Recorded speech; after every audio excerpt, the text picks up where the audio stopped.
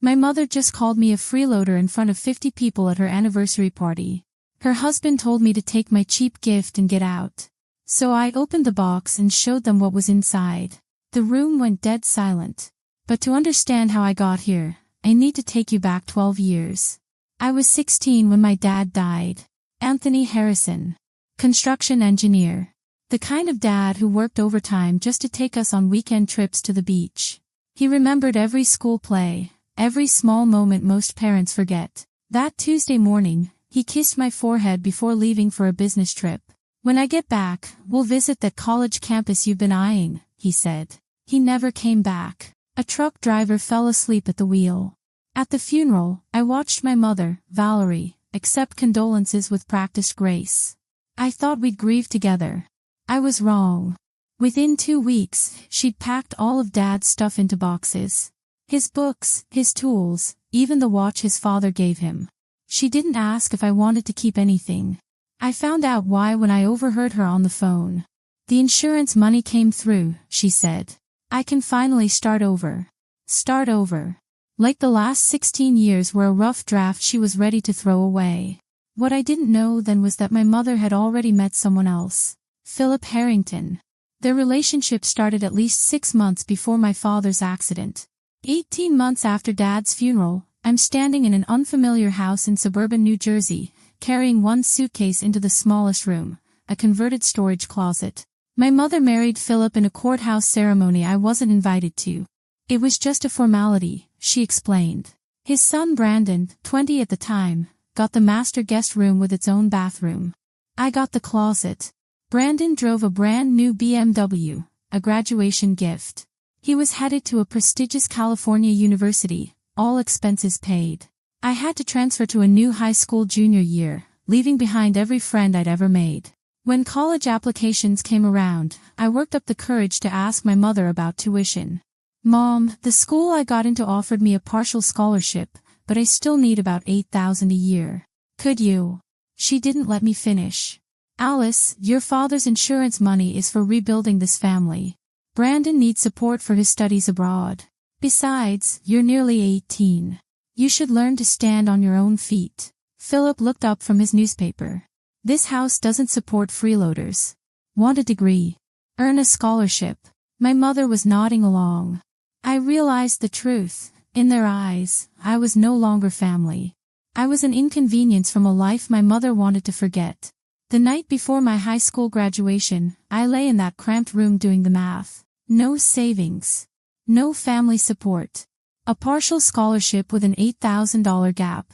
And Philip made it clear I was expected out the day I turned 18. That was in 3 weeks. My phone buzzed. Unknown number. Boston area code. Alice. This is Samantha. Your Aunt Sam. Anthony's sister. My heart stopped. Aunt Samantha. I hadn't heard from her since the funeral. Mom cut off all contact with Dad's side of the family after remarrying. I know your mother doesn't want us talking, Samantha continued.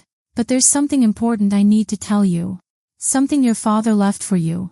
That weekend, I told my mother I was staying at a classmate's house. Instead, I took a 6-hour bus ride to Boston. Aunt Samantha met me at the station.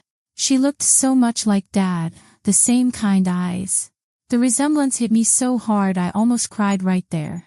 We sat at her kitchen table and Samantha placed her hands over mine. Your mother and I never got along, she admitted. But that's not why I'm telling you this. Your father made me promise. She explained how my father quietly began to worry about what would happen to me if something went wrong. Your dad didn't trust Valerie with money, Samantha said carefully. He was afraid that if anything happened to him, you'd be left with nothing. So he planned ahead. She walked to a closet and returned with a small wooden box. Your father gave this to me 5 years ago. He made me promise to give it to you only when you truly needed it. I think that time is now.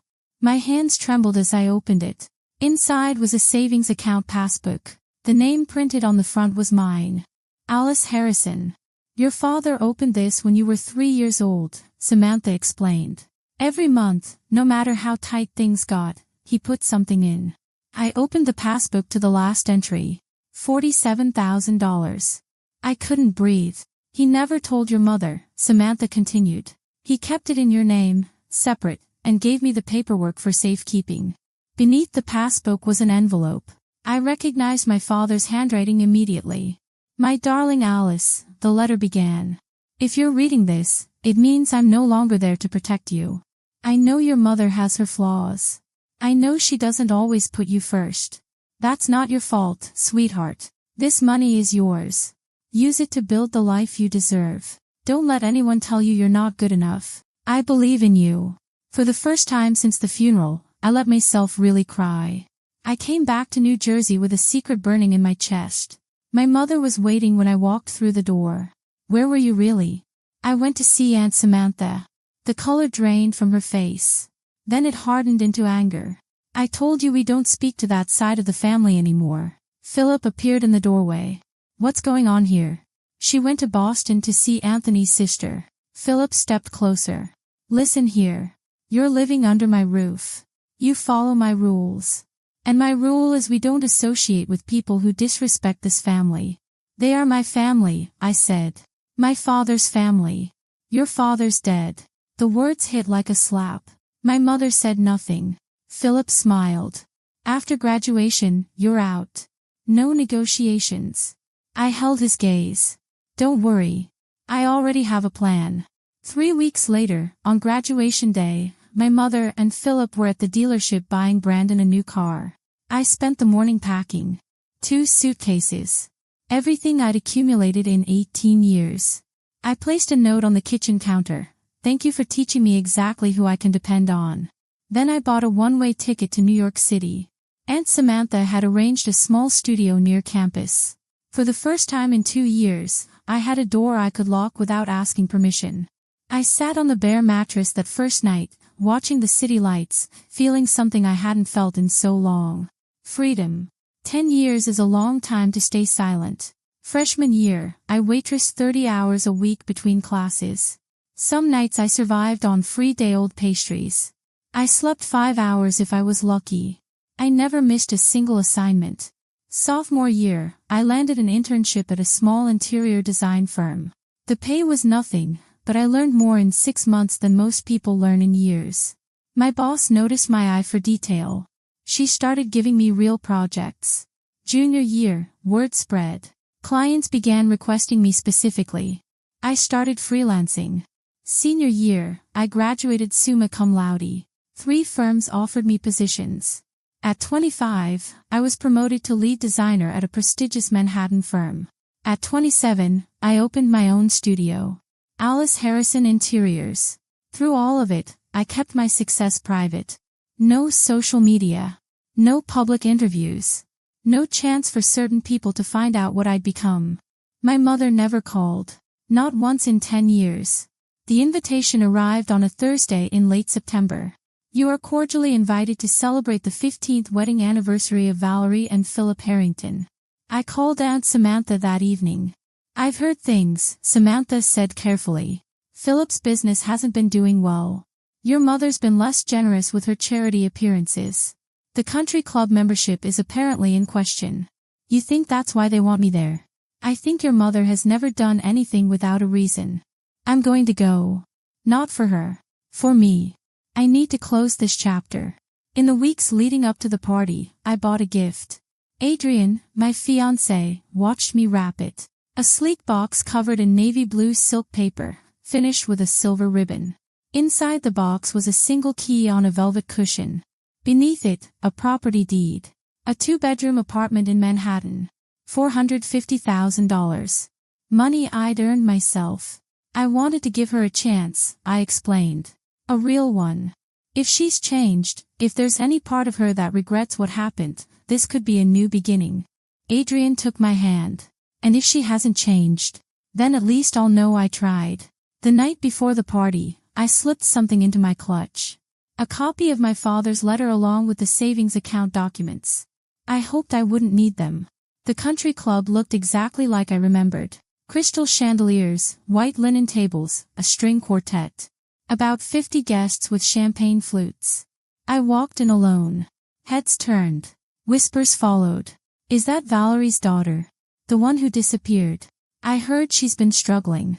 I kept my expression neutral. My black cocktail dress was simple but expensive. In my hands, I carried the navy blue box. I spotted my mother across the room. Valerie Harrington stood surrounded by women, her anniversary jewelry catching the light.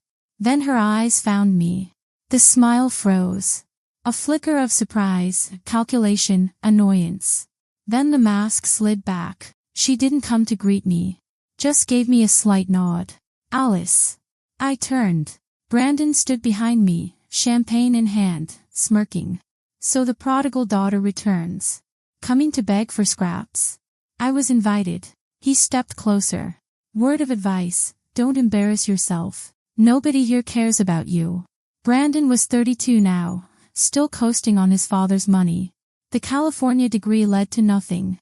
Let me guess, he said. You're here for a handout. I'm here because I received an invitation. Right. He laughed. My stepmother felt sorry for you. Said you'd probably show up in something from Goodwill. That you couldn't hold down a job. That you blamed everyone else. That you're basically homeless. So that was the narrative. My mother had spent a decade painting me as a cautionary tale. Interesting that she talks about me at all, since she hasn't called me in 10 years. Brandon's smirk faltered. Whatever. Just don't cause a scene. He nodded at the gift. We all know you can't afford anything decent. The table fell silent as I approached. Philip sat at my mother's right, nursing a whiskey. The look he gave me was the same one he'd worn the day he told me to get out. I placed the box on the table. Happy anniversary, Mom. My mother glanced at the gift like it might bite her. Then she turned to the women beside her and laughed. Oh, look. My daughter decided to show up after all. That's a lovely box, one woman offered. My mother didn't touch it. I'm sure it's very thoughtful. She emphasized the word like it was a joke. Alice was never very good with gifts. Or money. Or planning ahead, really. Philip snorted. Remember the Christmas she gave us those homemade picture frames? Laughter rippled through the table. What's in it? Another woman asked. My mother shrugged, pushing the box aside. Probably something from a clearance rack. That's about all she can manage these days. This is my daughter, everyone. The one I told you about. Hasn't called in years. Couldn't manage college properly. And now she shows up here with, Mom, don't mom me. Her eyes hardened. I know why you're here. You heard we were doing well, and you came looking for a handout. Same as always. You're a freeloader, Alice. You always have been. Philip stood up, his chair scraping loudly. He grabbed the box and shoved it toward me. We don't need your cheap gift. Take it and get out. My mother nodded. He's right. You're embarrassing yourself. The silence was absolute. 50 pairs of eyes burned into me. I could feel my heartbeat in my temples. The weight of every judgment, every assumption, every lie. For a moment, I saw my 16-year-old self being told there was no money for her education. Saw my 18-year-old self carrying 2 suitcases out the door. Then I felt something else rise up. Something that had been building for 12 years. Calm. I looked at my mother, at Philip, at the crowd of strangers who thought they knew my story. And I laughed. Not bitter. Not mocking. A genuine, soft laugh of release. What's so funny? My mother snapped. Nothing. I'm just thinking about how you have no idea what you just refused. I began untying the silver ribbon. You wanted to know what's inside. Fine. Let me show everyone. The room leaned in. Even Philip's sneer flickered with uncertainty. I set the open box on the table where everyone could see. Inside, resting on navy velvet, was a single silver key. Beneath it, a stack of official documents. I lifted the key first, letting it catch the light. This is the key to a 2-bedroom apartment in Manhattan. Upper West Side. Doorman building. Murmurs rippled through the crowd. I unfolded the documents. This is the deed. Fully paid. No mortgage. Valued at approximately $450,000. My mother's mouth opened. Closed. Opened again. I was going to give it to you. A place you could go if you ever needed a fresh start. A gift from your daughter. The woman beside my mother gasped. You? Where did you get money like that? I earned it. Running my own business. Alice Harrison Interiors. We specialize in high-end residential design. You might have seen our work featured in Architectural Digest last spring. The whispers grew louder. A man near the bar pulled out his phone. That's impossible, Brandon blurted. You're lying. Google it. Philip's face had gone red. My mother looked like she'd been slapped. Mom, you told everyone I was struggling. That I couldn't hold down a job. That I was practically homeless. I gestured at the box. Does this look like I'm struggling?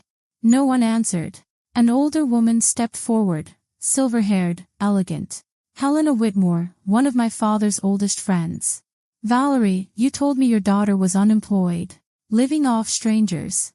That she refused to take your calls. My mother opened her mouth, but nothing came out. Mrs. Whitmore, it's good to see you again. Alice, dear. I'm glad to see you're doing well. Despite what I was led to believe, more phones emerged. People searching, reading, showing screens to each other. She really is a designer, someone whispered. I turned back to my mother. You never called me, Mom. Not once in 10 years. So where did you get your information about my life? Silence. You didn't. You made it up. You told people whatever story made you look like the victim. I was protecting our family's reputation. Helena crossed her arms. By lying about your own child. Philip grabbed my mother's arm. Don't answer that. Why not? What else does she have to hide? The room was watching now, like spectators at a trial. While we're being honest, let's talk about what really happened after my father died. About the insurance money. About where it actually went. My mother went pale. Alice, don't. Don't what? Tell the truth. I reached into my clutch and pulled out a folded piece of paper. This is a letter written by my father, Anthony Harrison, before he died. Helena's hand went to her heart. Your father wrote you a letter. He did. And I think everyone here should hear part of it. My mother lunged forward. Give me that. Philip held her back. I began to read. My darling Alice, if you're reading this, it means I'm no longer there to protect you. I know your mother has her flaws. I know she doesn't always put you first. That's not your fault, sweetheart. I've put aside money for you, separate from anything your mother can access. Use it to build the life you deserve. Don't let anyone tell you you're not good enough. I lowered the letter. My father knew. He knew that if something happened to him, you wouldn't take care of me. So he made other arrangements. Anthony wrote that. Helena's voice was barely a whisper. Valerie, you told me he left nothing for Alice. That the insurance barely covered the funeral. The insurance payout was over $200,000, I said quietly. I never saw a penny. It went to this house, Brandon's education, a new car, country club membership. The murmuring had become a roar. My mother recovered faster than I expected. Tears welled in her eyes, the same tears I'd seen her summon when she needed sympathy. Alice, sweetheart. Her voice cracked perfectly. I'm so sorry. I didn't realize how much I'd hurt you. She reached for the box. Let me make it right. We can start over. I'm your mother. I pulled the box back. No. What do you mean, no? The tears dried instantly. I brought this gift for someone who deserved it. Someone who might actually want a real relationship. You're not that person. You can't do this to me. Not in front of everyone. You did it first. 5 minutes ago, you called me a freeloader in front of every person here. You told them I was worthless. You've been telling them that for 10 years. That was different. How? You humiliated me publicly. You lied about me publicly. And now you want what I have. That's not how family works. Helena stepped closer, watching with respect. If I'm being honest, I came here hoping you changed. Hoping there was some version of you who actually wanted a daughter, not a target. My mother's mask slipped entirely. Pure fury blazed underneath. You ungrateful. I'm grateful. Grateful I learned early exactly who you are. I turned toward the door. This apartment will go to someone who actually loves me. Philip blocked my path. His voice had shifted to something almost friendly. Now hold on. Let's not be hasty. We're family. Families have disagreements. We're not family. You made that clear 17 years ago. Things were said in the heat of the moment. You told me your house doesn't support freeloaders. So I left and built my own. Why are you complaining now? Brandon appeared at his father's shoulder. Look, this is crazy. You can't just walk out with a $500,000 apartment. I can do whatever I want with my money. Come on. We're practically siblings. We're strangers who shared a house for 2 years. In that house, you got everything. I got a closet. I stepped past them both. My mother had risen from her chair, makeup streaking. Alice, please. I made mistakes. Just give me a chance. I stopped at the door. Turned one final time. You had chances, Mom. 17 years of chances. You chose yourself every single time. I looked at the room full of witnesses. When you're ready for a real relationship, one based on respect, not what you can get from me, you have my number. I walked out into the cool October night. Adrian was waiting when I got home. He didn't ask questions. Just wrapped his arms around me while the adrenaline drained away. How do you feel? He asked. I thought about it. Free. My phone started buzzing. 47 missed calls from my mother. 12 from Philip. 8 from Brandon. Text messages flooded in. Alice, please call me back. I'm so sorry. You can't do this to your own mother. Adrian watched the screen light up again and again. You going to answer any of those? Not tonight. Maybe not ever. The fallout arrived in pieces over the following week. Aunt Samantha called first. You'll never guess what I heard. Helena Whitmore had a large social circle. By Monday morning, the story had spread through every women's group and country club in a 50-mile radius. Valerie tried damage control, Samantha reported. Said you'd misunderstood. That the letter wasn't real. That you'd always been difficult. Did anyone believe her? Not after 3 separate guests confirmed they'd Googled your company during the party. Your website got 1,500 visitors that night alone. 2 weeks after the party, I answered my mother's call. Just once. Foreclosure. Alice. Her voice was hoarse. Thank you for picking up. I waited. I want you to know I've been thinking about everything you said. About the choices I made. I know I wasn't the mother you needed. This was the part where I was supposed to say it was okay, that I forgave her. I didn't. What specifically do you regret, Mom? Silence. Because from where I'm standing, it sounds like you regret getting caught, not what you actually did. That's not. She stopped. When your father died, I was terrified. I grew up with nothing.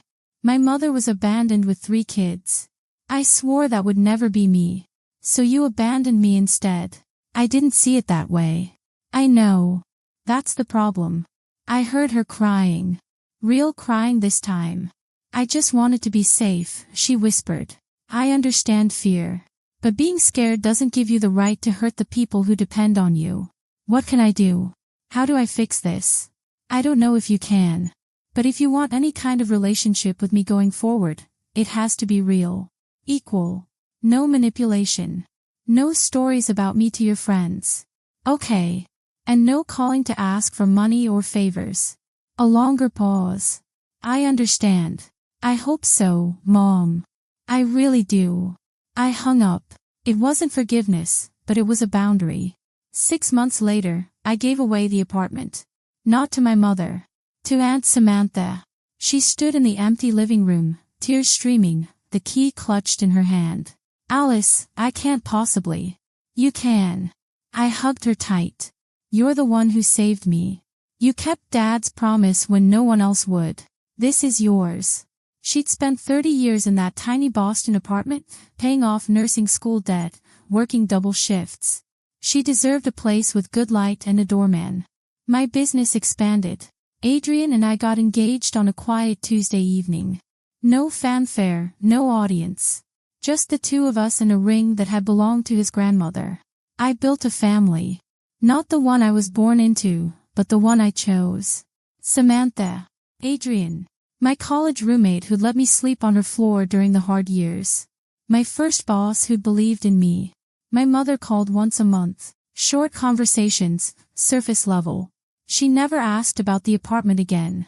Whether she'd actually changed or just learned to hide her true self better, I couldn't say. It didn't matter anymore. I'd spent so many years waiting for my mother to love me the way I needed.